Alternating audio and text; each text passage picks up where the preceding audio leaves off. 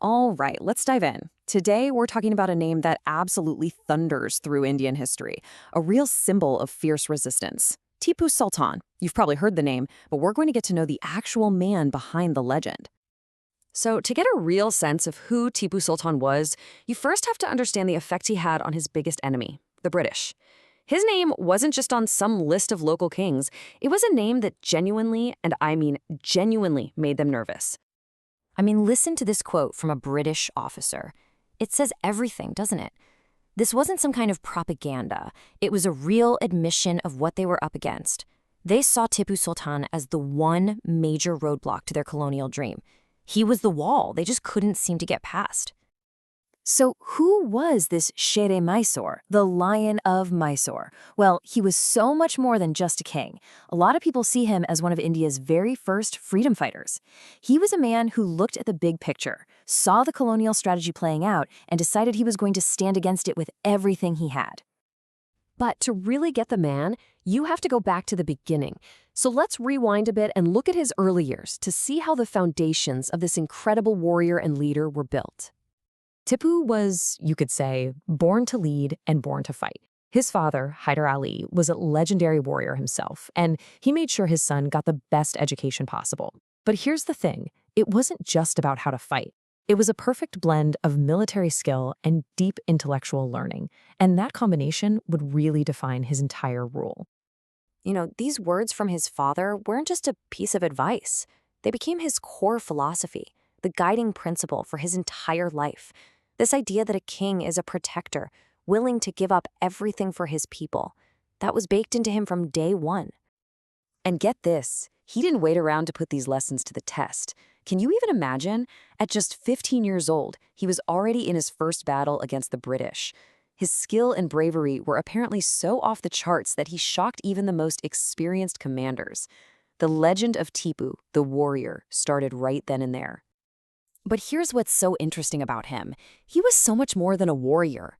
After he took the throne in 1782, his vision just expanded. Let's take a look at the kind of kingdom he actually wanted to build. This was his motto. For Tipu, a strong army was essential to survive, but the true strength of a nation?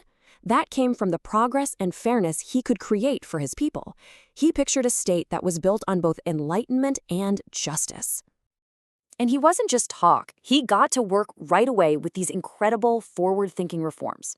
He built new irrigation systems for farmers, he boosted trade, he strengthened the local silk industry, and, this is huge, he put a major emphasis on science and education. The man was a true modernizer. And this is where you really see how far ahead of his time he was. We think of serious rocketry as something from a much later era, right? Well, Tipu's army was already using these incredibly effective iron-cased rockets in battle. This tech was so revolutionary that the British actually studied his captured rockets to create their own famous rocket system. He was a true innovator. So you can imagine what the British were thinking. Here's this prosperous, modernizing, militarily advanced kingdom sitting right in the path of their expansion. This put Tipu on a direct collision course with them. He wasn't just some other local king, he was a serious strategic threat. See, Tipu understood the British playbook of divide and conquer, and he just refused to play their game. He became their #1 obstacle in South India, fighting them with everything he had across 4 huge wars, what we now call the Anglo-Mysore Wars. This quote right here really shows you his character as a ruler, even in the middle of all this conflict. While he was fighting this huge external enemy, he was also busy building unity at home. He was famous for respecting all religions. Hindus held powerful positions in his court, and records show he gave a lot of money to temples. For him, justice was universal. It wasn't about picking sides. But, as you can imagine, this non-stop resistance couldn't go on forever against the massive power of the British Empire. So let's turn to his final moments and see how his last stand is what truly cemented his place in history. So in 1799, the British and their allies launched this enormous final attack on Tipu's capital, Srirangapatnam. He was betrayed by some of his own people and just completely outnumbered. This was it, his final fateful battle. As the walls of his fortress were coming down, his advisors were begging him, escape, live to fight another day. And this was his answer. It's probably his most famous line, and it just perfectly captures who he was. He chose to die a hero defending his home rather than live a life of surrender. And that's exactly what he did. He fell right there on the battlefield, with his sword still in his hand, fighting until his very last breath. And in that death, he became a martyr, an eternal symbol of what it means to stand up to an overwhelming power. So, what do we take away from his life? Well, his story leaves behind a pretty powerful set of lessons, doesn't it? Stand up for what's right. Have a real, deep love for your country.